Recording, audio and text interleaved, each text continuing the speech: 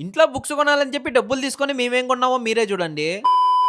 నేను మా ఫ్రెండ్స్ రూమ్‌లో బోర్ కొడుతుందని చెప్పి మాల్‌కెళ్దామని అయితే ఫిక్స్ అయ్యాము. ఇక నేను మా ఫ్రెండ్స్ అందరం రెడీ అయిపోయి మాల్‌కైతే బయలుదేరాము. ఇక రూమ్ కాడ నుంచి కొంచెం దూరం వచ్చామో లేదో వానదేవుడైతే గట్టిగా కనికరిచ్చాడన్నమాట. ఇక ఆ కనికరానికి నేను మా ఫ్రెండ్ అయితే ఆ వానలో అయితే ముద్దగా అయితే తడిచిపోయాము. ఇక ఎలా అయినా సరే ఈ రోజు ఖచ్చితంగా మాల్‌కెళ్దాం అని చెప్పేసి నేను మా ఫ్రెండ్స్ అయితే గట్టిగా అయితే ఫిక్స్ అయ్యాము. ఇక అందుకోసం అయితే మళ్ళీ రూమ్ కాడికైతే వచ్చేసి రెడీ అయిపోయి మళ్ళీ క్యాబ్ అయితే బుక్ చేసాము. ఇక మనం బుక్ చేసిన క్యాబ్ అయితే వచ్చేసింది. ఎక్కేసి ఫైనల్ గా మాల్ కాడికైతే వచ్చేసాము. ఇక మాల్ లోపలికి రాగానే మాకైతే ఎంట్రన్స్ లోనే ఒక మిర్రర్ అయితే కనిపించింది. ఇక ఆ మిర్రర్ కాడ నేను మా ఫ్రెండ్స్ బెల్లం చుట్టూ ఈగల్లాగైతే వాలిపోయి స్నాప్లు అయితే దిగడం అయితే స్టార్ట్ చేసాము. ఇంకా అలా కొన్ని ఫోటోస్ తీసుకొని అయితే కొంచెం ముందరకు రాగానే ఇక్కడైతే కేఎఫ్సి అయితే కనిపించింది. ఇక కేఎఫ్సి చూడగానే ఆ స్మెల్ కి అయితే నాకైతే నోరు ఊరిపింది. కానీ కేఎఫ్సి లో చికెన్ కొనాలంటే మా కాడ చిల్లి గవ్వ కూడా లేదనమాట.